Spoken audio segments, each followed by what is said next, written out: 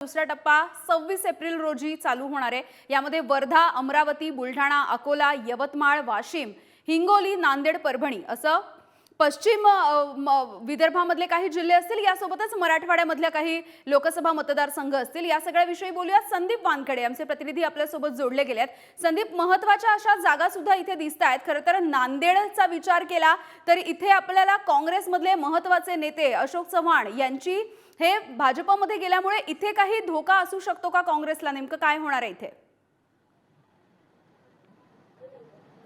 नक्कीच यामिनी आपण जर पाहिलं तर नांदेडचे जे दिग्गज नेते आहेत हे आता भाजपामध्ये गेल्यानंतर महाविकास आघाडी या ठिकाणी कुठला उमेदवार देतं याकडे आता सर्वांचं लक्ष लागून राहिलं आणि निश्चितच उमेदवारावर आता त्या ठिकाणचं जे राजकीय समीकरण आहे ते त्या ठिकाणी अवलंबून असणार आहेत। बरोबर।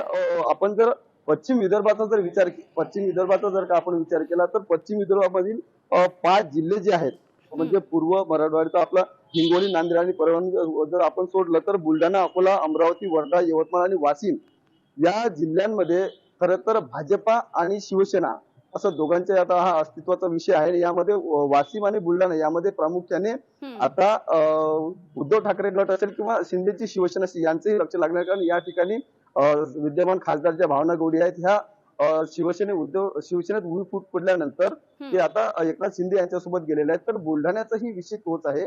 खासदार प्रतापराव जाधव जे आहेत हे देखील आता एकनाथ शिंदे यांच्यासोबत गेले। त्यामुळे जेवढी ही निवडणूक भाजपासाठी महत्वाची आहे तेवढी दोन्ही शिवसेनेसाठी देखील महत्वाची आहे। म्हणजे उद्धव ठाकरे गटासाठी देखील तेवढीच महत्वाची आहे आणि शिंदेच्या शिवसेनेसाठी देखील तेवढीच महत्वाची आहे। आणि अस्तित्वाचा विषय हा या दोन्ही शिवसेनेकडून होऊ शकतो। आणि या जिल्ह्यांमध्ये जर का आपण दोन मतदारसंघ जर सोडले तर अजूनही महाविकास आघाडी असेल किंवा महायुती असेल यांच्याकडून उमेदवाराची अधिकृत घोषणा झालेली नाहीये।